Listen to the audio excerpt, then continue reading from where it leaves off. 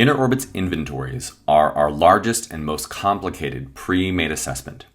The inventories are divided up into elementary, middle, and high school, and within each of those different categories, we'll have a series of questions that are tied to every single standard, every performance expectation within either that grade level or that content area.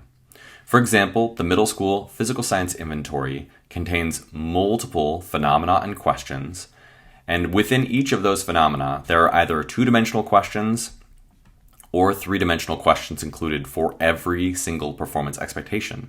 A two-dimensional question, called the content and concepts questions, will hit the cross-cutting concept and the DCI.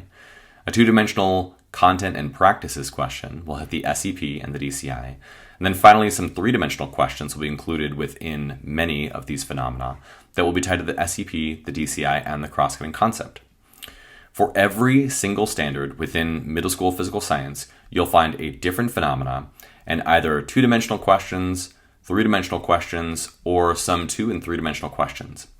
These inventories are intended to give you a very thorough view of every single standard that students should know within a given grade level band or content area. If I'm a middle school physical science teacher, I might give the 5th grade inventory to see where students are at with their DCIs, SEPs, and cross-cutting concepts from elementary school. In addition, we find that middle school teachers will give the physical science inventory at the beginning of the year as a pre-test to sort of survey every single standard, the SEPs, DCIs, and cross-cutting concepts, and use that as an initial starting point for all of their subsequent assessments to see how much their instruction was able to move the needle for their students. In addition, high school teachers will often give our middle school life science, physical science, or earth science inventories as a way to pre-test where students' prior knowledge lies before they get into the rigorous high school content, SEPs, and cross-cutting concepts that students need to master at that grade level. From a data perspective, inventories will only include two-dimensional and three-dimensional questions, which means these items will fill in your data for your DCIs, the SEPs, and the cross-cutting concepts all at the same time.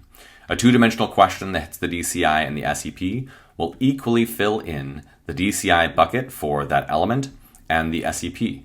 In this way, inventories provide a great deal of insights into the SEPs and the cross-cutting concepts and how those work with the DCIs or students' knowledge. We can draw a lot of inferences and conclusions from many different two-dimensional and three-dimensional questions that cover multiple different standards. So for example, the analyzing and interpreting data or developing using models SEPs will often be covered in many different standards, maybe hitting structure and properties of matter, waves, and chemical reactions.